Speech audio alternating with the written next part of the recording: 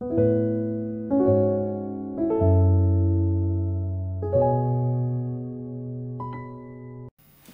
다 같이 경건한 마음으로 하나님 앞에 예배를 드리겠습니다.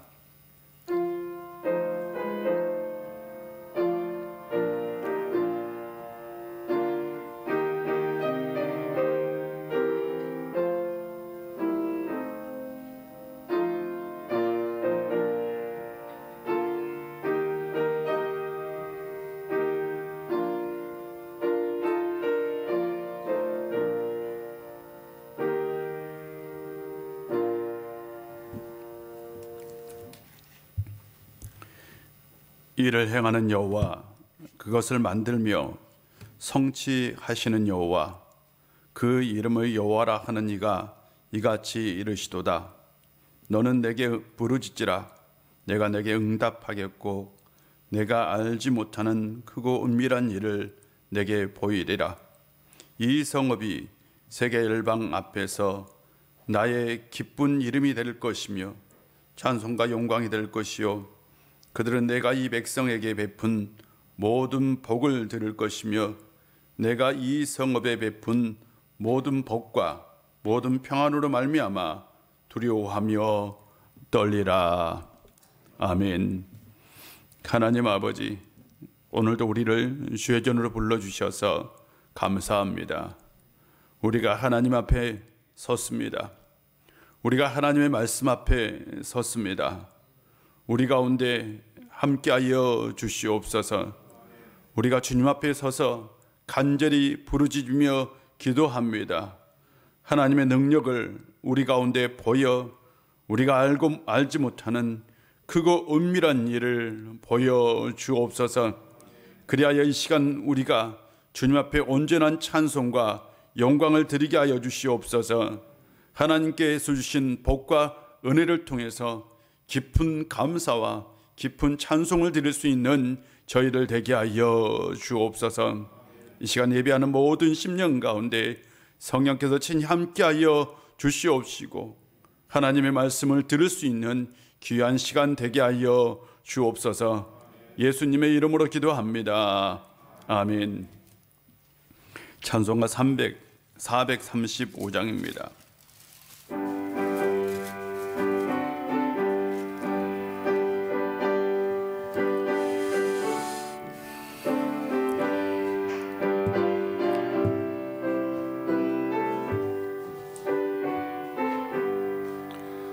나의 영원하신 기업 생명보다 귀하다.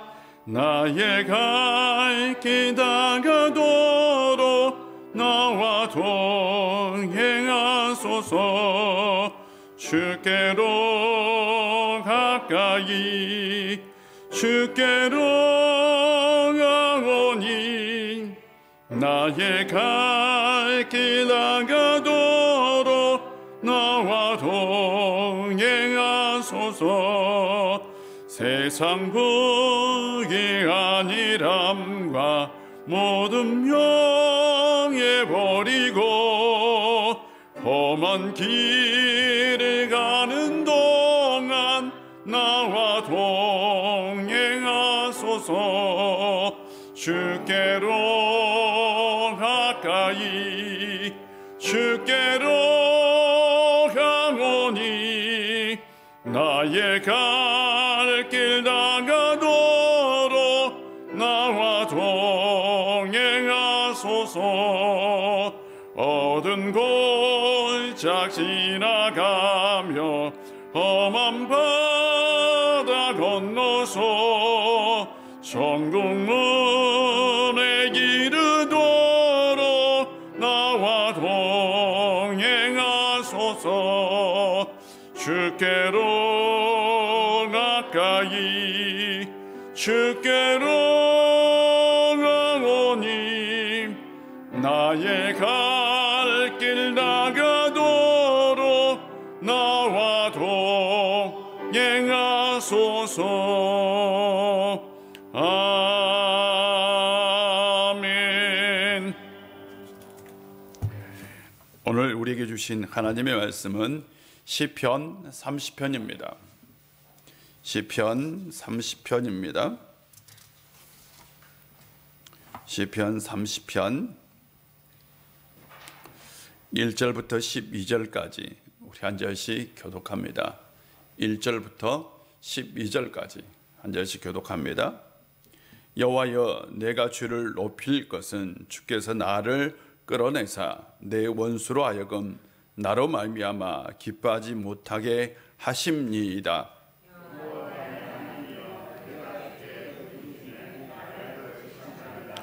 여호와여, 주께서 내 영혼을 수월에서 끌어내어 나를 살리사 무덤으로 내려가지 아니하게 하셨나이다.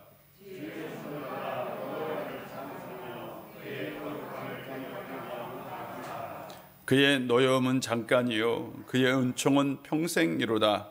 저녁에는 울음이 깃들지라도 아침에는 기쁨이 오리로다.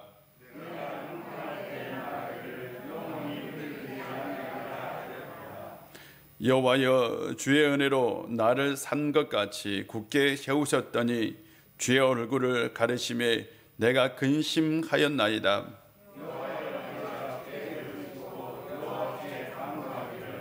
내가 무덤에 내려갈 때에 나의 피가 무슨 유익이 있으리요. 진토가 어떻게 주를 찬송하며 주의 진리를 선포하리이까.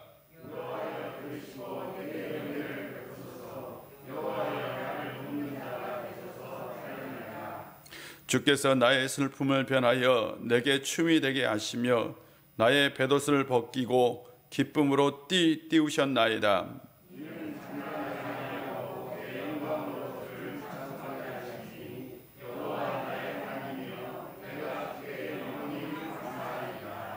아멘. 한 청년이 목사님을 찾아왔습니다. 그리고 목사님께 얘기합니다. 목사님, 질문이 있습니다. 뭔지 말해보시오 라고 얘기를 했어요. 목사님, 믿음으로 산다는 게 무엇입니까? 신학적으로, 성경적으로, 그리고 교리적으로 복잡하게 설명하지 마시고 한마디로 정의해 주십시오. 믿음으로 산다는 게 무엇입니까? 라고 물었어요. 목사님이 곰곰이 생각해 봤어요. 참 어려운 질문이잖아요. 믿음을 정의하는 게 참 복잡하고요, 어렵지 않습니까? 단순하지는 않죠. 그래서 곰곰이 생각하다가 이렇게 얘기했어요. 목사님께서 하나님 앞에 정직한 것입니다 라고 얘기했어요. 믿음이라는 건 다른 말로 표현하면 신실한 거죠. 그렇지 않습니까? 우리는 신실하신 하나님을 믿는 거죠. 우리는 하나님께서 신실하시다, 하나님은 변함없으시다 라는 것을 믿습니다. 그렇다면 하나님이 신실하고 하나님이 변함이 없다면 우리도 하나님 앞에서 어떻게 해야 돼요? 신실해야죠. 우리도 하나님 앞에서 변함이 없어야죠. 그게 뭐죠? 하나님을 믿는 거죠. 그래서 목사님께서 하나님 앞에 정직한 거다라고 얘기한 거예요. 곰곰이 생각해 보면 믿음은 하나님 앞에 정직한 겁니다. 하나님 앞에서, 신실하신 하나님 앞에서 우리가 하나님을 신실하게 믿는 거죠. 그러므로 우리는 하나님 앞에 거짓을 행하거나 거짓말을 하거나 약속을 어겨서는 안 됩니다. 그런데 생각보다 우리는 하나님 앞에 약속한 것을 지키지 아니할 때가 참으로 많다라는 거죠. 여러분은 하나님께 약속했던 거 있지 않습니까? 살아가면서 하나님 이렇게 하겠습니다. 하나님이 은혜를 주시면 제가 반드시 이렇게 하겠습니다 라고 약속 지킨 게 있지 않습니까? 그런데 정말 그 약속을 지키고 사나요? 생각보다는 사람들이 그 약속을 지키지 않는다라는 거죠. 그런 사람들을 목회를 하다 보면 가끔 봅니다. 절박할 때는 기도하죠. 하나님, 하나님께서 반드시 은혜를 주시면, 하나님께서 기적을 베풀어 주시면, 하나님께서 도와주시면 반드시 이렇게 하겠습니다 라고 약속을 해요. 그런데 정작 그것이 이루어지면 약속을 지킬까요, 안 지킬까요? 예, 많은 분들이 약속을 안 지키더라고요. 제가 이 수요예배 때 한번 이화를 한번 했었어요. 옛날에 어떤 사람이 중풍에 걸린 거예요. 장로님인데 중병에 걸렸어요. 중병에. 그래 목사님이 찾아왔어요. 목사님한테 눈물 기도한 거예요. 목사님이 기도해서 만약 내 병이 나오면 제가 우리 집에 있는 뭘 바치겠다고, 소를 바치겠다고 하나님께 약속을, 내가 하나님 앞에 소를 드리겠다라고 약속을 했어요. 그래서 이제 목사님이 집에 가서 기도를 했어요. 어떻게 기도했어요? 하나님, 장로님 질병에서 낫게 해주세요. 고쳐주세요. 하나님 제발 하나님께서 고쳐주실 줄 믿습니다. 근데 기적적으로 나았어요. 기적적으로 나았어. 이제는 어떻게 해야 돼요? 소를 바쳐야지 뭐. 방법이 없잖아. 소를 바쳐야 되는데. 그래서 앞마당에 매여 있는 저 소를 보고 있으니 아유 저놈을 바쳐야 되는데 어떻게 바칠까? 곰곰이 생각해봐도 생각이 안 떠오른 거예요. 근데 진짜 곰곰하게 떠올랐어 생각이. 그렇게 하면 되겠다 해가지고 시장에 이제 소를 팔러 갔어요. 소를 팔아야지 그걸 헌금해서 하나님한테 드리는 거지.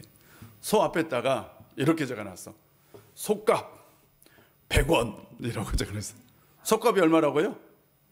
소값 100원 적어놓고, 그리고 그 옆에다가 닭을 한 마리 놨어. 닭을 한 마리 넣고, 닭은 얼마요? 닭은 100만 원 이렇게 적어놨어요. 100만 원 닭을. 그래서 두 개를 같이 팔았어요. 같이 팔아서 소값은 얼마예요? 100원. 닭값은 얼마예요? 100만 원. 그래서 얼마 드렸어요? 100원 드렸대요. 예. 이게 무슨 마음이에요? 사람의 마음인 거예요. 하나님의 은혜를 구할 때는 하나님께 모든 걸 다 약속하지만 막상 은혜를 받고 나면 어때요? 그것을 헌시장처럼 버리죠. 하나님께 받은 은혜가 있다면 그 은혜에 늘 감사하면서 살아가는 성도님들 되시기를 바랍니다. 우리가요 하나님 앞에 늘 정직하고 하나님 앞에 늘 신신을 해야 합니다. 오늘 시편 찬송은 오늘 제목이 달려 있어요. 바로 성전 낙성가, 또 성전 봉헌 때 했던 찬송이라고 되어 있어요. 근데 오늘 시편이 다윗의 시편이라고 또 되어 있어요. 다윗하고 성전하고는 어울리지 않아요. 성전은 누가 건축했느냐? 솔로몬이 건축했습니다. 그런데 다윗은 성전을 본 적이 없어요. 다윗은 성전을 건축하지 않았어요. 그의 아들 솔로몬이 건축했다고요. 그런데 어떻게 이게 성전 봉헌식 때 불렀던 찬송이 될 수 있을까요? 절대 될 수는 없어요.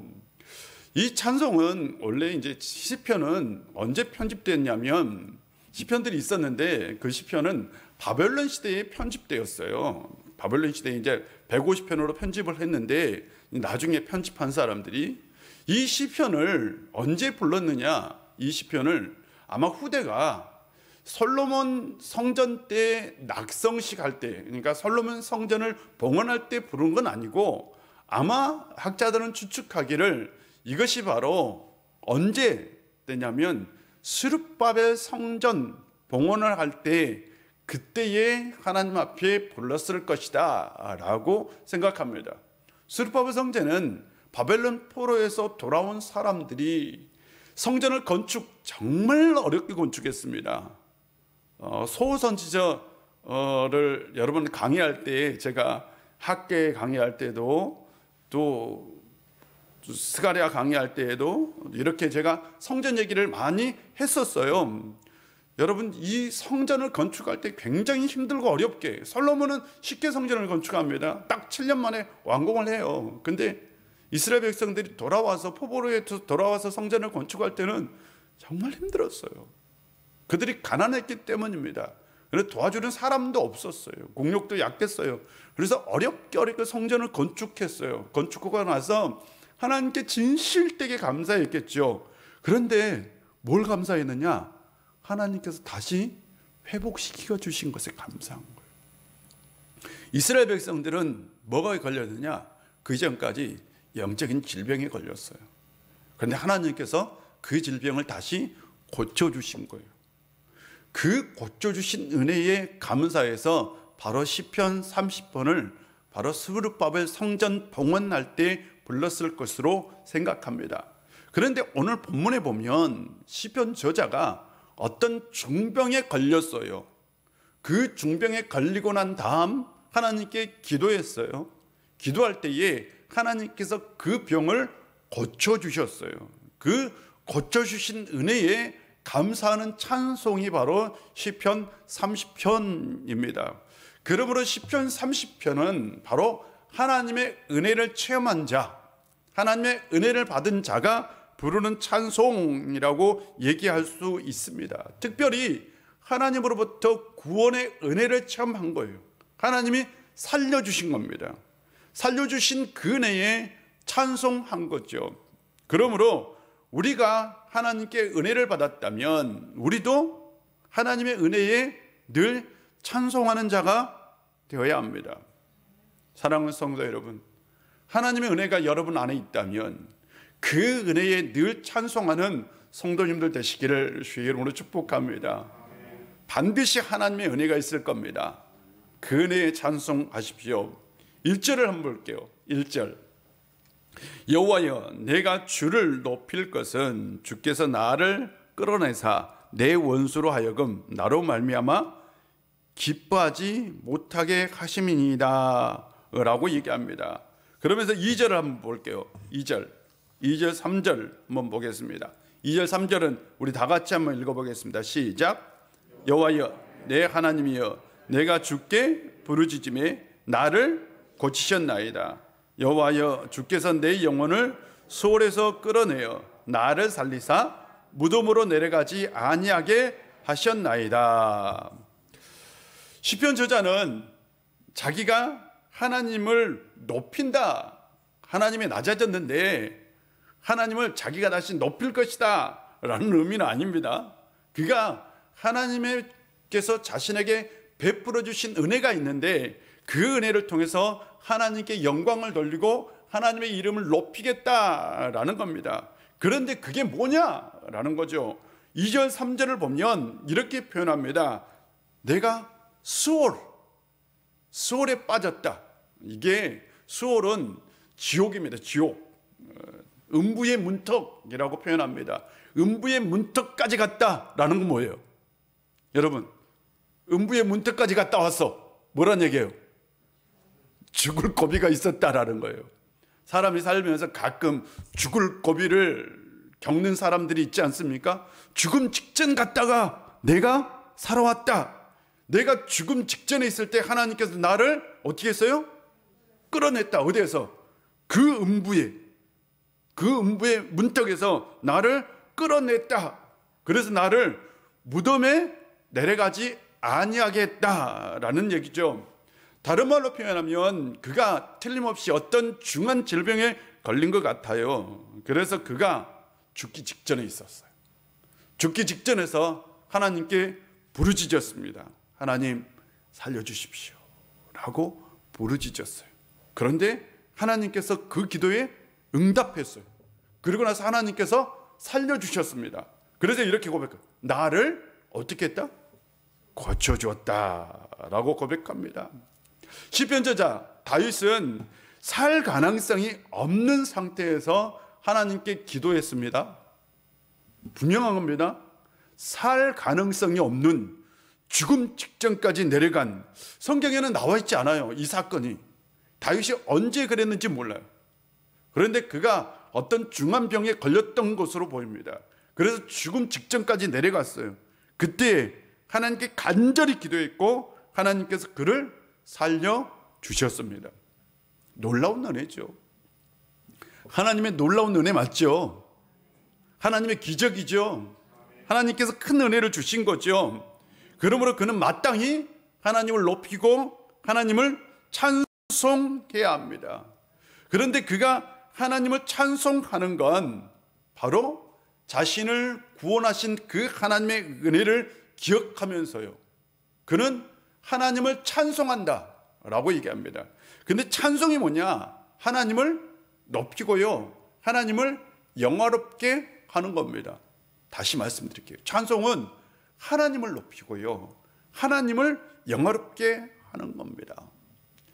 요즘 봐보면 한국 교회에서 가장 식어버린 게, 물론 기도도 식었죠. 맞죠? 기도가 분명히 식었어. 기도 열정이 분명히 식었어요. 또 예배가 굉장히 미지근해졌어요. 맞죠? 그런데 그 중심에 뭐가 있느냐? 찬송이 식었어요. 요즘 옛날에는 70년대 80년대 한국 교회는 거의 막 예배 드릴 때 부흥의 수준이었던 교회들이 많아. 최소한 찬양 예배는 거의 부흥의 수준이었어요. 그런데 요즘 찬양 예배 드려도 찬송 거의 없지 않습니까? 거의 그냥, 아마 예배 인도할 때도 보면 보여요. 립싱크 하신 분들 참 많아요. 예.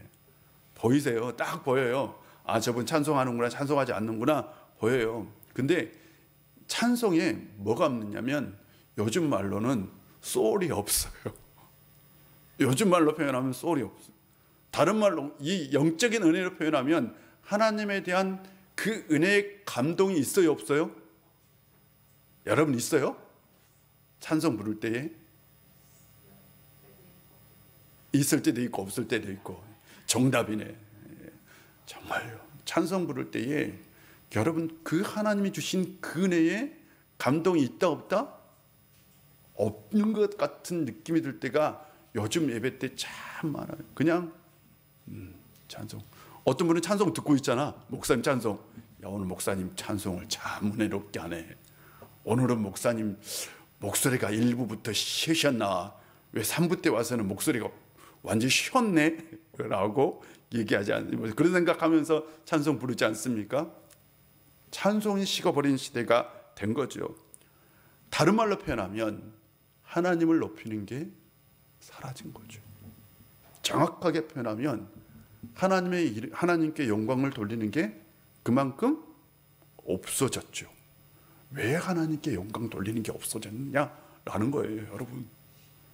우리의 삶 가운데서 예배 시간에 성도들의 삶 속에서, 성도들의 예배 속에서 옛날에는 하나님 감사합니다, 하나님 찬송합니다, 뭐 찬송을 부르는 일이 굉장히 많았어요. 그런데 저도 보니까 어느 순간 내 입속에서 찬송이 식어 있어요. 그렇잖아요. 이건 솔직하게 표현해 봅시다. 정말 옛날처럼 찬송 부르고 살아요? 그렇지 않은 것 같아요. 왜요? 왜 이렇게 되었을까요?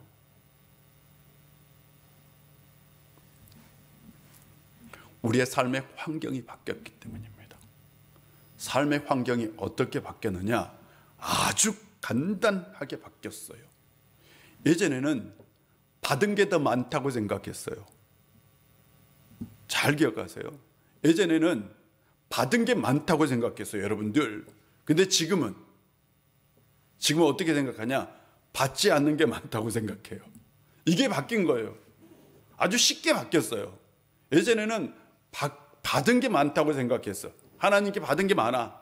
이것도 받고 이것도 받고 이렇게도 받고 다 받았어요. 근데 지금은 받지 않는 게 많아요. 신기해요. 삶의 형편은 분명히 더 나아졌어요. 여러분, 예전보다 훨씬 삶의 형편이 좋아졌어요. 그렇지 않습니까? 제가 최근에 곰곰이 생각해 봤어요. 제가 30년 전에 서울에 올라왔는데 그때 서울, 와, 공동 화장실도 있었어요. 그때 연탄 보일러 사용한 집도 있었어요. 그때요, 기름 보일러 막 사용한 집 대부분이었어요. 가스 보일러 사용하지 않았어요. 맞지 않습니까, 여러분? 삶의 형편이 좋아졌어요. 제가 서울 와보니까 조그마한 방에서 다 살더라고, 가족들이. 조그마한 집에서 많아야지, 커봐야지 주택이요. 커봐야지 14평짜리 주택이에요. 그렇지 않습니까? 제가 한 번은 신방을 갔다 오는데, 권사님하고 신방을 이렇게 다녀오는데, 청계천 도로를 쭉 가다 보면 청계천 바로 그 2층 아파트가 있어요. 2층. 근데 그게 원래가 5층 아파트를 잘라버렸어요. 그리고 2층밖에 안 돼요. 근데 거기에 사는 분들이 있어서 제가 거기에 신방을 이렇게 다닌 적이 있어요. 정말 사람이 못 살 것 같아. 그 아파트는 사람이 살 수 없을 것 같아요. 지금 가보면 막 전선이 다 노출되어 있고요. 이게 사람이 이런 데서 사나 싶어. 근데 거기 사람 살아요. 그런데 그 아파트 최초에 입주했던 분하고 내가 신방을 갔다 온 거지. 최초에 그 아파트를 지어서 최초에 입주했던 분. 그분이 뭐라고 표현하냐? 목사님, 저 집이요, 그래도 옛날 서울에서 처음 지을 때는 엄청 좋은 아파트였어요. 저 집에서 무려 8명이 살았어요. 그래. 8명이 살았대요. 그 집에서. 거기서 연탄 이거 최신식이었어요. 이게 옛날에 서울이 그랬었어요. 50년 전만 해도. 여러분, 삶의 형편이 엄청 좋아졌어요. 그런데 우리는 늘 지금도 어떻게 생각해요? 받은 것보다 뭐가 많아요? 받지 않은 게 더 많다고 생각해요. 왜 이렇게 됐냐고요? 왜? 간단합니다. 우리가 생각하는 가치관이 바뀌었어요. 어떻게 바뀌었느냐? 요즘 시대를 포스트 모던 시대라고 얘기합니다. 포스트 모던을 여러 가지로 얘기할 수 있어요. 그 중에 하나가 상대주의라는 게 있습니다. 상대주의. 그러니까 상대주의는 절대적 가치가 없어요. 모든 걸 다 상대적 관점에서 바라봐요. 모든 걸 다. 그래서 절대적 가치가 없어요. 절대적 기준도 없어요. 이게 이제 철학적으로나 문화적으로는 굉장히 중요한 상대주의인데, 이게 우리의 실제 삶 가운데 영향을 미칠 때는 어떻게 영향을 미치느냐? 나하고 남은 다 상대적 개념이에요. 그래서 옛날에는 객관적으로 내 삶을 보려고 했어요. 객관적으로 내 삶을. 근데 지금은 어떻게 봤냐? 내 삶을 주관적으로 봐요. 그래서 끊임없이 누구하고 비교해요? 상대하고 비교하는 거예요. 그래서 상대주의가 삶 가운데 영향을 미칠 때는 그게 뭘로 들어오냐? 비교의식으로 들어옵니다. 비교의식을 가지고 들어와요. 신기하게. 비교의식을 가지고 들어와서 그것이 어떻게 하냐면, 나보다 더 잘 사는 사람과 항상 비교를 갖게 해요. 신기해요. 예전에는 신앙이 절대적이었어요. 신앙이 우리를 삶을 절대적으로 만들었고 가치관을 절대적으로 만들었어요. 그래서 하나님께 받은 것에 감사하며 살았어요. 그런데 지금은 우리가 상대주의 영향을 받아서 비교의식이 강화됐어요. 그러면서 우리가 이제는 어떻게 됐느냐? 받은 것보다는 뭐에? 받지 않는 것에 관심을 갖기 시작했습니다. 받지 않는 것에 관심을 가지면서 우리는 받지 않는 것에 집중하게 된 거예요. 받는 것에 집중하면 감사와 찬송이 흘러나옵니다. 맞죠? 맞아요. 여러분 생각해 보세요. 받은 것에 감사하면 당연히 뭐가 흘러나와요? 감사와 찬송이 흘러나와. 근데 받지 않는 것에 집중하면 뭐가 나와? 불평과 불만이 생겨나. 왜 나에게는 그거 안 줍니까? 왜 나에게는 그거 안 줍니까? 라는 불평이 생겨나와요. 분명 삶의 모습은 달라졌는데 뭐가 변했느냐? 가치관이 달라졌어요. 내 인생을 바라보는 가치관이 달라지면서 하나님을 향한 찬양이 줄어들었어요. 하나님을 향한 찬양 소리가 줄어든 것은 결국 내가 받는 것보다는 받지 못하는 것에 집중하며 산다라는 뜻입니다. 사랑하는 성도 여러분, 받는 것에 집중하며 살겠습니까? 받지 않는 것에 집중하며 살겠습니까? 감사하려면 받은 것에 집중하며 사는 성도님들 되시기를 바랍니다. 하나님을 찬송하고 싶으면 받은 것에 집중하며 사는 성도님들 되시기를 주의 이름으로 축복합니다. 두 번째로 우리가 나눌 은혜는 바로 성도를 향한 하나님의 노여움은 잠깐이요 그 은총은 영원하다라는 말씀입니다. 5절 말씀 다 같이 한번 읽어보겠습니다. 시작. 그의 노여움은 잠깐이요 그의 은총은 평생이로다. 저녁에는 울음이 깃들지라도 아침에는 기쁨이 오리로다. 아멘. 잠깐이라는 것은 우리가 경험할 수 있는 가장 짧은 시간입니다. 우리가 경험할 수 있는 가장 짧은 시간이 잠깐이고요. 우리가 경험할 수 있는 가장 긴 시간은 평생입니다. 짧은 것과 긴 것을 얘기하고 있어요. 하나님의 은총은 평생입니다. 맞죠? 저는 하나님의 은총이 평생 우리 안에 있다라고 확신합니다. 여러분도 그 확신을 가지고 사십시오. 근데 하나님의 노여움이 있대요. 그건 늘 잠깐이기를 주의 이름으로 축복합니다. 잠깐이어야 합니다. 하나님의 노여움은 뭐냐? 하나님께서 실은 화가 나신 거죠. 하나님의 분노라고 표현할 수 있어요. 이스라엘 역사를 보면 하나님의 노여움을 살 때는 언제냐? 가장 하나님께서 싫어하는 것을 찾으면 됩니다. 구약 성경에서 하나님이 가장 싫어하는 게 나와요.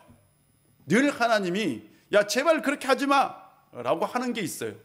너희의 목을 뻣뻣하게 만들지 말라 라고 얘기합니다. 이건 거만한 거고요, 교만한 겁니다. 하나님께서 실은 이스라엘 백성들에게 가장 싫어하는 건 교만한 거예요. 하나님 앞에서 교만한 건 실은 하나님을 무시한 겁니다. 하나님을 없인 여긴 게 하나님 앞에 교만한 겁니다. 아니 교만이 왜 무시하고 없인 여긴 거냐? 교만의 표현은 뭐냐? 교만은 이겁니다. 교만은 스스로 내가 뭔가를 이룬 거예요. 맞죠? 내가 스스로 뭔가를 이루었어. 내가 스스로 뭔가를 성공했어. 그래서 내가 스스로 어떻게 된 거예요? 높아진 거예요. 내 스스로 높아져. 이렇게 쭉 높아진 게 뭐냐? 교만입니다. 내가 스스로 이루고 내가 스스로 높아졌다라는 표현은 그 안에 하나님의 은혜와 하나님의 섭리가 있었다 없었다? 하나님의 도우심이 있었어요 없었어요? 없었어요. 즉 교만은 뭐냐? 하나님의 존재를 지우는 겁니다.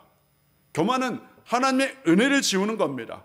그래서 하나님께서 이스라엘 백성들이 가장 싫어하는 게 교만한 거였어요. 그래서 교만은 패망의 선봉이다, 넘어짐의 앞잡이다 라고 잠언은 얘기하고 있습니다. 6절을 한번 볼게요. 6절.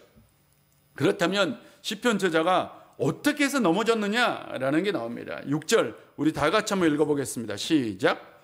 내가 형통할 때 말하기를 영원히 흔들리지 아니하리라 하였도다. 시편 저자가 잘 나갈 때예요.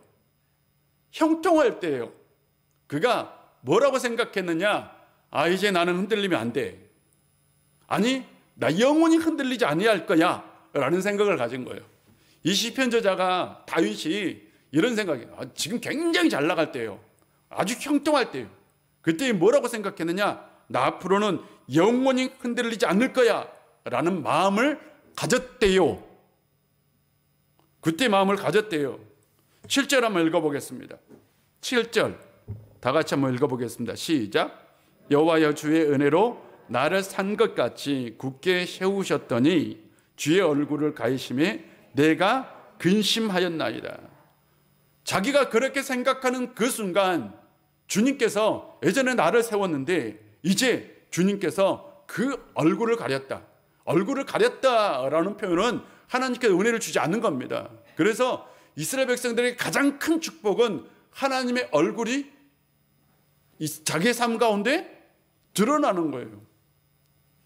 이게 바로 아론의 축복이죠. 아론의 축복입니다. 근데 하나님께서 그 얼굴을 가렸다. 이건 하나님의 도우심을 받지 못한다라는 겁니다. 하나님께서 얼굴을 가렸어요. 그 순간 자기에게 그것이 가장 큰 근심이 되었다라고 표현합니다.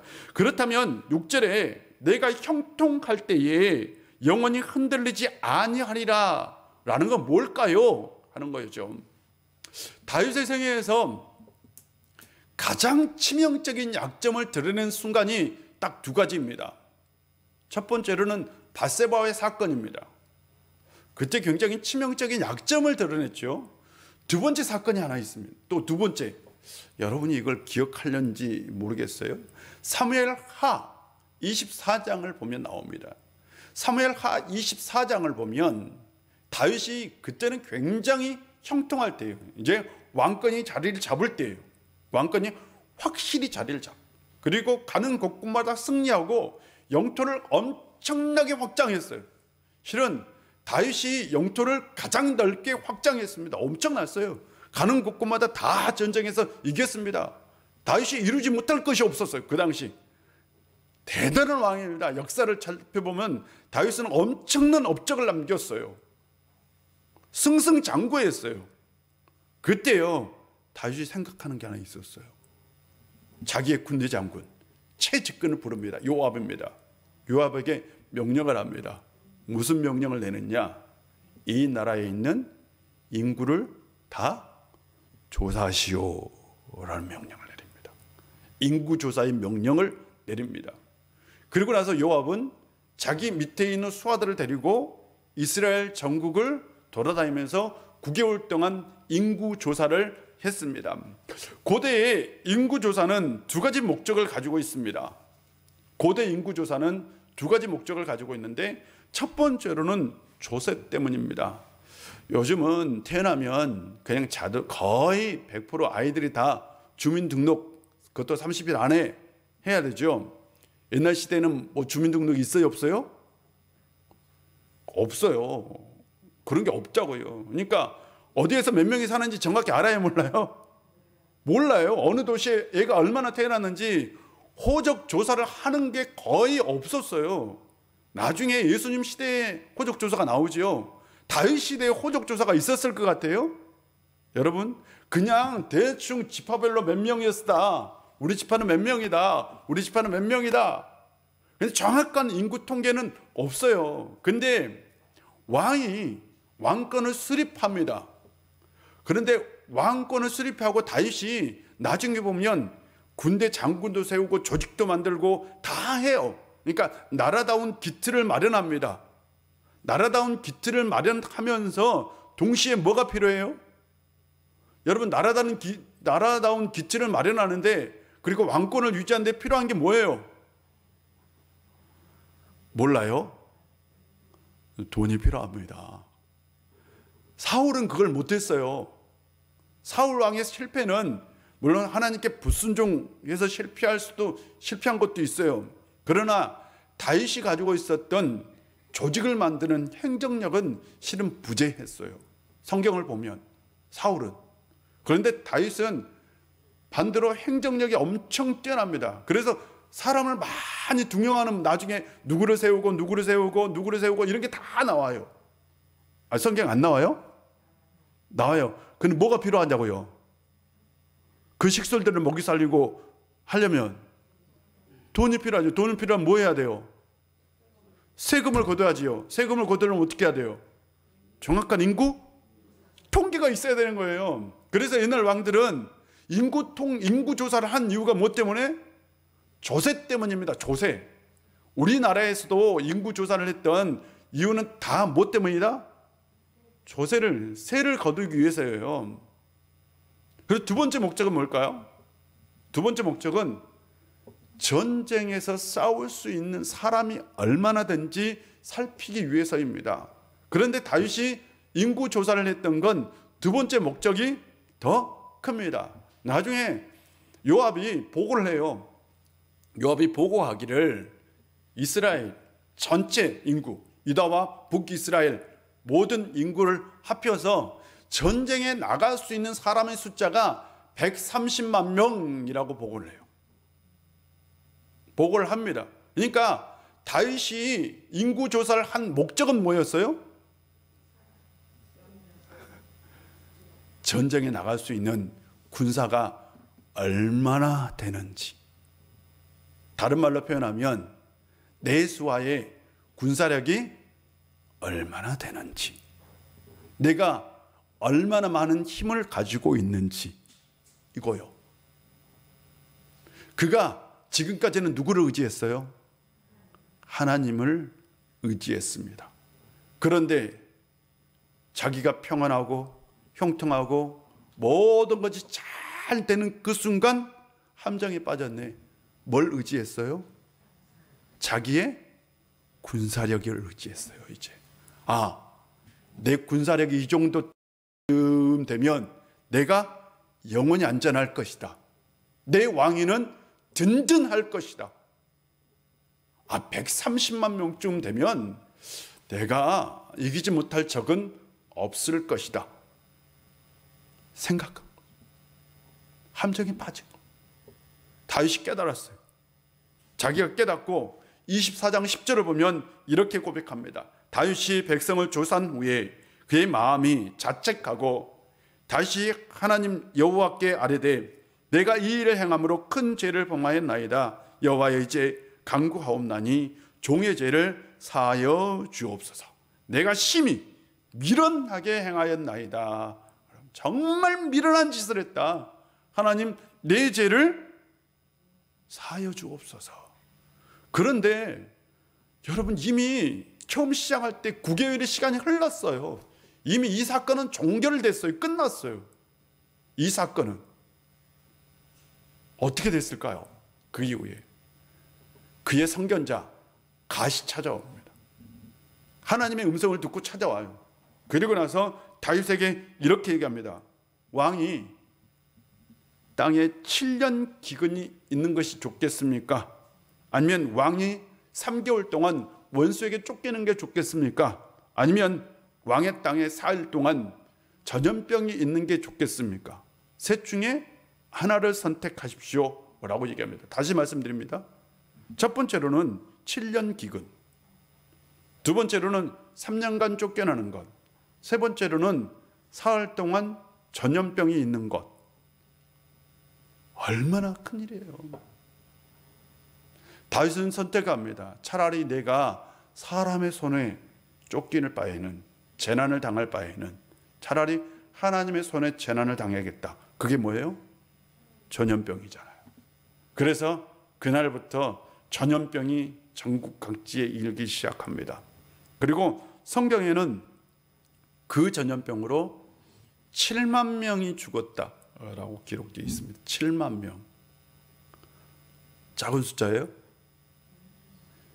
전쟁을 할 수 있는 인구가 130만 명인데 그러면 남자 20세부터 50세까지입니다. 그 인구가. 통틀어서 이스라엘에 많아야지 300만 명 될 것 같아요. 그 중에 7만 명이 죽었어요. 굉장히 많은 숫자가 죽었습니다. 7만 명이 전염병으로 죽었어요. 끔찍한 일이 일어났던 거죠. 그날 갓이 또 왕에게 찾아옵니다. 그리고 나서 여부수 사람 아라우나의 타작마당으로 올라가서 거기에서 주께 제단을 쌓고 예배를 드리십시오 라고 얘기를 해요. 다윗이 얼마나 가슴이 아팠겠어요. 가요. 아리우나 타작마당으로 가서 그 타작마당을 달라고. 타작하는 마당이야 그냥. 여러분, 타작마당 말 그대로 타작하는 마당이라니까. 타작마당 좀 넓었겠죠. 타작마당. 그래서 내가 여기서 예배를 드려야 된다고 왕이. 그러니까 그냥 가지라고 그래요. 근데 아니다. 내가 이것을 구입하겠다. 은 50세를 주고 구입합니다. 그리고 나서 그곳에서 하나님께 참회의 예배를 드려요. 하나님 앞에 제사를 드립니다. 속죄제를 드리죠. 번제도 드리고 화목제도 드립니다. 그리고 나서 그곳에서 하나님께 기도합니다. 다윗이. 그때에 그 땅에 재앙이 멈췄다 라고 기록되어 있습니다. 3일 동안 재앙이 있었어요. 3일. 긴 시간이면 긴 시간이고 짧은 시간이면 짧은 시간이죠. 그렇죠. 그런데요, 더 놀라운 일이 하나 있었습니다. 솔로몬이 나중에 성전을 건축합니다. 성전을 건축하는데 성전을 어디다 건축한 줄 아세요? 바로 다윗이 하나님 앞에 제사를 드렸던 아리우나 타작마당에 그곳에 성전을 건축합니다. 하나님의 놀라운 은혜죠. 참 신기하죠. 다윗이 딱 3일 동안 하나님의 노여움을 샀어요. 그런데 하나님 앞에서 회개하고 하나님 앞에 참여할 때에 그 땅을 영원토록 성전이 되게 해버렸어요. 하나님은. 그렇지 않습니까? 잘 생각해 보세요. 그 인생 가운데 영원한 은총을 하나님께서 베풀어 버렸어요. 참 이게 하나님의 놀라운 은총입니다. 하나님의 기가 막힌 은총이에요. 3일의 그 짧은 기근이 있었고요. 그러니까 잠깐 하나님의 노여움이 있었고 평생 동안 다윗의 대대로 자손 대대로 그 땅에서 뭘 드렸어요? 하나님 앞에 예배를 드리는 성전의 터전이 되게 하셨습니다. 하나님의 노여움은 분명히 있습니다. 어쩔 수 없는 사실입니다. 우리가 하나님 앞에 잠못했을 때에 하나님께 틀림없이 우리를 징계할 때도 있습니다. 우리가 하나님 앞에 아픔을 당할 때도 있습니다. 그런데요, 그 하나님의 노여움이 잠깐이라는 거예요. 그러고 나서 하나님의 은총은 어떻다고요? 평생. 하나님의 은총은 평생이다 라고 얘기합니다. 여러분 곰곰이 생각해 보십시오. 하나님의 은혜가 언제 떠난 적이 있습니까? 여러분의 삶 가운데 없을 거예요. 하나님께서 여러분 삶을 떠난 적이 있습니까? 없어요. 실은 하나님의 은혜는 늘 우리의 삶 가운데 임재합니다. 하나님은 늘 우리를 지켜주시고 도와주십니다. 하나님의 은혜가 떠난 적이 없어요. 단 우리가 하나님의 은혜를 버린 거죠. 우리가 하나님 앞에서 신실하지 않는 거죠. 우리가 하나님 앞에서 하나님께 약속을 지키지 않는 거죠. 9절을 한번 읽어볼게요.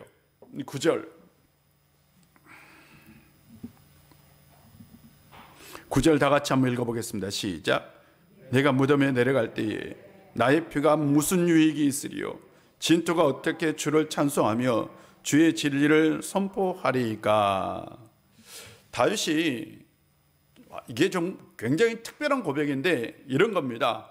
다윗이 지금 생명 위기에 처해 있어요. 위기에 처해 있는데 하나님께 간구합니다. 뭐라고 간구하냐면 이거예요. 하나님, 내가 만약에 죽어버린다면 하나님께 그게 무슨 유익이 있겠습니까? 라는 거예요. 하나님, 내가 만약 진토에 묻혀버린다면 내가 어떻게 하나님을 찬송할 수 있겠습니까? 하나님, 내가 만약 죽으면 어떻게 하나님의 진리를 선포할 수 있겠습니까? 라는 겁니다. 이것을 종합해 보면 내가 죽으면 하나님의 영광을 드러낼 수 없습니다 라는 거예요. 다윗은 이렇게 고백해요. 뭐라고 고백하냐? 하나님, 내가 지금 죽을 병에 걸렸는데 내가 살고 싶어요. 내가 죽음이 두려워요. 내 육신 좀 살려주세요 라는 게 아니에요. 내가 지금 두려워서, 내가 지금 살고 싶어서 살려달라는 게 아니라 뭐라고 얘기하냐면 하나님, 하나님의 영광을 드러낼 수 있도록, 하나님의 은총이 나타날 수 있도록 하나님께서 내 삶 가운데 역사해서 그래서 나를 좀 살려주십시오 라고 고백하는 거예요. 우리가 늘 이렇게 기도하기는 해요. 실제로 하나님께서 은혜 주시면, 내 인생 가운데 놀라운 기적을 주시면 그것을 통해서 내가 하나님의 영광을 드러내겠습니다 고백은 합니다. 근데 실제로는 그렇지 않는다는 거죠. 우리가 사는 목적은 하나님의 영광을 위해서, 하나님을 영화롭게 하기 위해서 우리의 인생의 목적이 되어야 됩니다. 그러려면 우리는 하나님 앞에서 늘 신실해야 합니다. 그런데 과연 우리가 하나님 앞에서 신실하냐? 하나님의 은혜를 기억하고 살아가느냐? 절대 그렇지는 않죠. 예를 들어서 우리가 사업을 하다가 굉장히 힘들고 어려워요. 하나님께 기도했어요. 하나님, 사업하면 하나님께서 다시 회복시켜 주시면 하나님께 큰 은혜를 드리겠습니다. 과연 우리가 하나님께 그렇게 영광을 돌릴까요? 막상 그렇게 되면 우리가 가까운 시적처럼 그 약속을 버릴 때가 참 많아요. 잘된 것은 내 탓이요 못된 건 하나님의 탓이잖아요. 그렇지 않습니까? 사업에 성공하면 주일날 예배당을 찾기보다는 골프장을 기웃거리잖아요. 사실이잖아요. 인생에 성공하면 하나님께 감사 예물을 드리기보다는 자동차를 먼저 사고 집을 먼저 사는 게 사실 아닙니까? 틀렸어요. 맞아요. 사업에 성공하면 하나님께 드리기보다는 나를 더 치장하고 내 것을 더 소유하고 그리고 살아갑니다. 정말 거짓말의 달인이죠. 우리는 늘 하나님 앞에 거짓말하죠. 기도할 때는 이렇게 하겠습니다. 복 주시면 이렇게 하겠습니다. 그 약속은 휴지통에 버린 휴지만도 못하게 된 거죠. 우리가 하나님 앞에 정말 약속을 지키고 살까요? 우리가 1,000만 원을 볼 때는 100만 원 11조 하기가 쉬워요. 그런데 막상 우리가 1억을 볼 때는 1,000만 원 헌금하기 어려워요. 왜 그런지 100만 원, 1,000만 원 볼 때는 이거 하나님의 은혜라라고 생각해요. 근데 많으면 많아질수록 이건 내가 번 건데 가 돼버려요. 내 노력에 의한 거야. 내 수고와 땀이야. 늘 사탄막인 우리에게 그렇게 속삭입니다. 그래서 우리 안에 있는 은혜를 지워버리고 우리 안에 있는 하나님의 은총을 다 지워요. 사탄막이는 그러니까 우리 안에 그렇게 속삭입니다. 야, 네 힘으로 된 게 다 네 힘으로 됐어. 하나님 은혜가 없어. 누리고 살아라. 그래서 우리는 하나님의 은혜를 잊고, 그래서 우리는 하나님 앞에 정직하지 못하고, 그래서 우리는 하나님 앞에 신실하지 못한 겁니다. 사랑하는 성도 여러분, 믿음은 뭐예요? 하나님 앞에 신실한 겁니다. 믿음은 하나님 앞에 정직한 겁니다. 하나님 앞에 정직한 사람이 진짜 찬송을 드리고 진짜 감사할 수 있는 거죠. 이런 성도님들이 되시기를 주의 이름으로 축복합니다. 기도하겠습니다. 아버지 하나님, 오늘도 우리 가운데 함께 해주시고 은혜 주셔서 참 감사드립니다. 하나님의 노여움은 잠깐이요 하나님의 은총은 평생이다 라는 말씀을 기억해 봅니다. 하나님의 은총은 늘 우리 가운데 있습니다. 정작 우리가 하나님 앞에서 받은 그 은혜를 지우고 우리가 하나님 앞에 신실하지 못했으며 우리가 하나님 앞에 정직하지 못했음을 고백합니다. 아버지 하나님, 다시 우리가 하나님 앞에 정직할 수 있도록, 우리가 하나님 앞에 신실할 수 있도록 늘 하나님을 높이며 하나님을 찬송할 수 있는 저희를 되게 하여 주옵소서. 예수님의 이름으로 기도합니다. 아멘. 찬송가 436장입니다.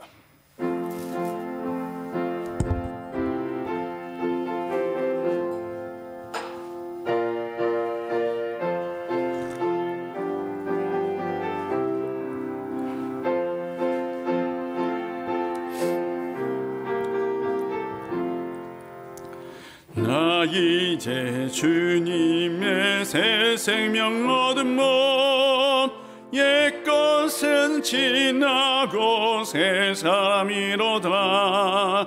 그 생명 내 맘에 강같이 흐르고 그 사랑 내게서 해같이 빛난다. 영생을 누리며 주 안에 살리라. 오늘도 내일도 주 함께 살리라. 주 안에 감추인 새 생명 얻으니 이전에 줬던 것 이제는 값없다. 하늘의 은혜와 평안을 맛보니